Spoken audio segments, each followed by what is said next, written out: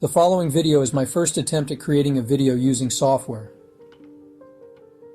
For this first experimental attempt, I chose to make a video of a paper I wrote for a bioethics class a while ago. My true goal is to make a video on why arguments for God are either dishonest or irrational. This video is for me to learn how to use the software. I have found it difficult to include references. AMA formats do not apply. So bear with me. If you would like to know the references, I will include a link to my original paper, so you can have them. Also, although the voice is actually mine, it is being read by the software, so you may notice pauses and such that don't make sense. Bear with me, I am still learning the software. If you take the time to watch the video, I thank you. Please leave a criticism so I can improve on my future videos covering more important topics. If you like the video, please leave a like and a share. Now, for the video. We can easily get lost in the minutiae of abstract academic arguments, but we must never forget the human meaning of lives diminished by these false arguments. And we must, primarily for this reason, never flag in our resolve to expose the fallacies of science misused for alien social purposes. Few tragedies can be more extensive than the stunting of life. Few injustices deeper than the denial of an opportunity to strive, or even to hope, by a limit imposed from without, but falsely identified as lying within. Stephen Jay Gould, The Mismeasure of Man, 1996. The Why Game. Of the games we played as children, few were as annoying as the why game. You know the game. We would ask an adult if we could have or do something, and when the reply was no, we would ask why. At first, the game is easy. They might say something like, "It's not good for you," or "Someone could get hurt." Of course, that would not be the end of the game. It was just getting started with an unending chain of why. Most often it would end with an exasperated "because I said so." Surprisingly, as complex and sophisticated as ethics is, it is little more than this game. In ethics, we seek to answer the question why, regarding how we may or may not or should not act. Of course, "because I said so" is equally invalid an answer as might makes right and for the same purpose. The sword cares nothing for reason. This leads to the question of whether all moral theory's ultimate answer is, "because I said so," since if this is the case, the ability of ethics to provide any meaningful insight into how we should or should not act is in serious jeopardy. Fortunately, there are moral theories that do not fall into this trap, and they provide the best foundation for giving an ultimate reason that withstands the why game. I refer to these theories as axiomatic. Axiomatic moral theories are superior to non-axiomatic ones, and this is demonstrated when we compare how well they deal with complex ethical questions. One such example of a complex ethical situation is the Tuskegee syphilis study. The Tuskegee syphilis study. The Tuskegee syphilis study was an observational experiment conducted by white doctors from the U.S. Public Health Service. They intentionally deceived around 400 black men with syphilis to observe the disease's progression without treatment. Alan M. Brandt, Racism and Research. The Case of the Tuskegee Syphilis Study, 2023. These African American men were not informed they had syphilis. Instead, they were misled into believing they were being treated for bad blood. The deception was profound, reflecting the Public Health Service's belief that they could not explain their actions to the black men involved. To ensure the men returned for examinations, head of the Macon County Health Department collaborated with PHS researchers to craft a misleading letter. The letter reminded the black men of their previous thorough examination, falsely promising further treatment for their bad blood and urging them to attend a second exam. This examination was described as special, with the promise of a special treatment if deemed suitable. Due to expected high demand, the letter suggested the men might need to stay overnight in the hospital. It concluded by emphasizing this was their last chance for a special free treatment, urging them to meet the nurse. The letter appealed to the men's masculinity and strength, omitting any indication that the procedure was merely diagnostic, presenting it as a beneficial opportunity. Susan M. Reverby, Examining Tuskegee, the Infamous Study and Its Legacy.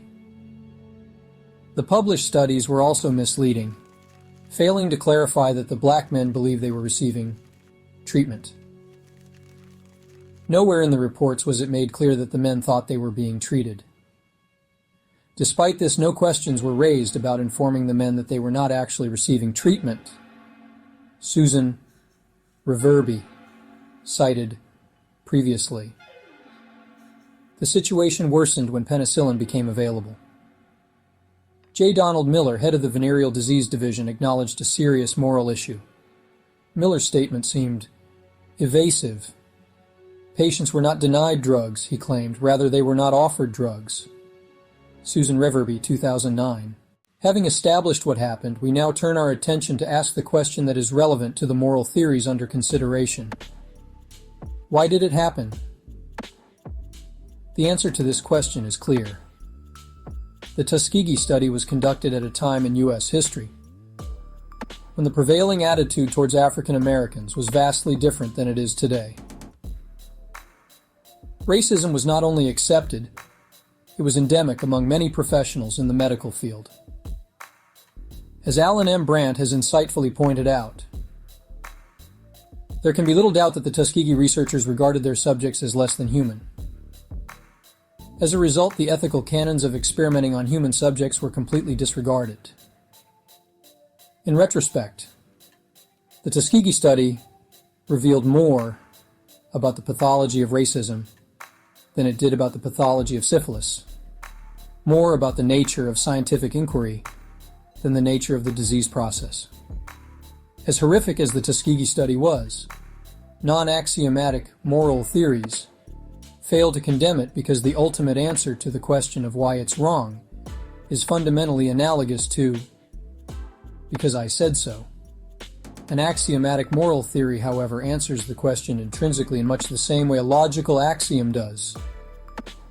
To deny an axiomatic moral answer, one must admit the very thing one seeks to deny. And it is this trait that makes an axiomatic approach superior. To understand what I mean by an axiomatic moral theory, we must define what an axiom is.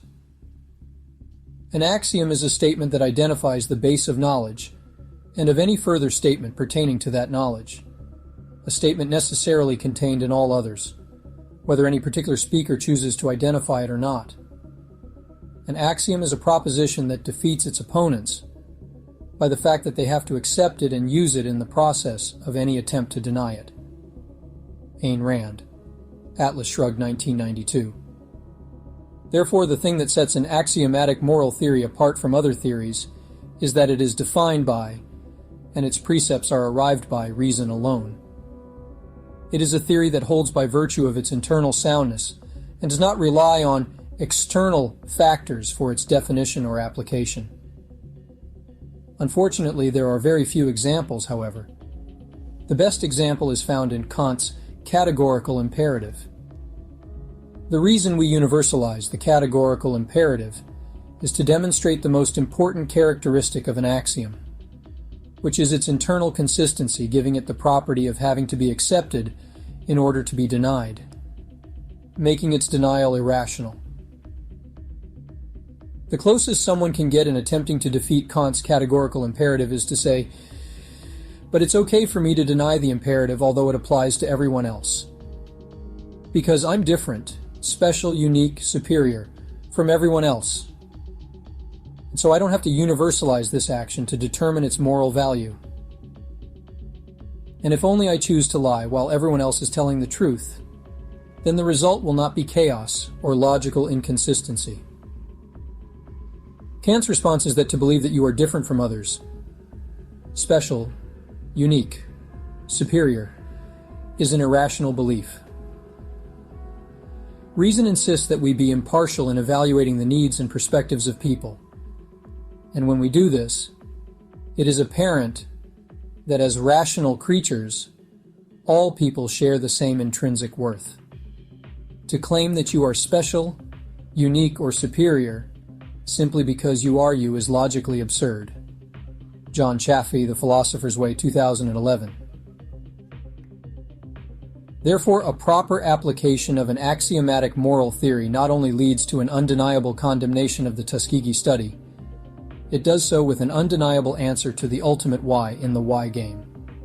It is irrational, contradictory, internally inconsistent to will the actions in the Tuskegee study to be universal law. There is no getting behind this conclusion with an additional why and still make any sense. It is self-evident and does not require, or even allow, one more why. Another example of an axiomatic moral theory is objectivism if properly applied. The reason is that objectivism has, as its axiom, life itself, which can also be considered a categorical imperative. Concepts of autonomy, justice, and honesty, carefully and properly defined, also apply. Non-axiomatic moral theories, however, fail the ultimate why test, making their foundation questionable. A primary example is divine command theory, which does not rely on reason as its basis. It simply declares. The ultimate destination in the why game for the divine command theory is because God says so, which, as I pointed out in my introduction, is no different than might makes right. Instead of being consistent like axiomatic moral theories, non-axiomatic theories have been wildly inconsistent. Take Christianity's historical position on slavery. Christianity simply claims their God is good and just, and then has no honest, straightforward answer as to why this good, just, all-powerful God never added, "Thou shalt not own another human being as property" to his moral code list. On the contrary, he condones slavery in their holy book. Of course, Christians will jump through any hoop they can to deny it, but that is only because we currently hold slavery to be evil. I have personally heard religious people justify racist ideologies using divine command as their justification. E.g., Cain was cursed by God, from which black people descended and are likewise cursed and therefore inferior. It is apparent that as a moral theory, there is nothing intrinsic to this theory that would condemn the Tuskegee study. There is only the conscience of the individual who then backtracks to claim his theory is on the right side. But there's nothing in the theory itself that condemns the Tuskegee study. Divine command theory fails to condemn Tuskegee because God says so is open for another why, for which there is no answer. Other non-axiomatic theories fail for the same reason. They cannot be universalized and therefore do not necessarily condemn Tuskegee. Ethical egoism is personal and cannot be universalized. Natural law theory attempts to be teleological through the observation of nature, which is dependent on the observer. Nature presents to me one teleology, which is different than what someone else observes. I originally thought this assignment was going to be easy. Everyone agrees the Tuskegee syphilis study was morally reprehensible. Therefore, certainly all the moral theories would agree as well. I simply needed to show how each moral theory necessarily condemned what took place. The more I thought about it, however, the more I realized that, unfortunately, although I could make a case for each theory to condemn what happened at Tuskegee, some moral theories did not do so necessarily. To argue a case that is, by its nature, open to an obvious successful counter-argument is weak at best. Not all moral theories are created equal, and my logic behind my choice for axiomatic moral theories is clear. If I cannot defend my premises, it matters not whether my logic is formally valid. It is not sound regardless. My goal is to show that the Tuskegee study is truly immoral. And to do this, I must choose a theory that I can argue is not merely valid, but sound as well. Although I could certainly formulate valid arguments for non-axiomatic theories, my premises failed the why test, demonstrating that not all moral theories are created equal, and if we wish to be moral beings in the world, we must look to axiomatic theories for guidance.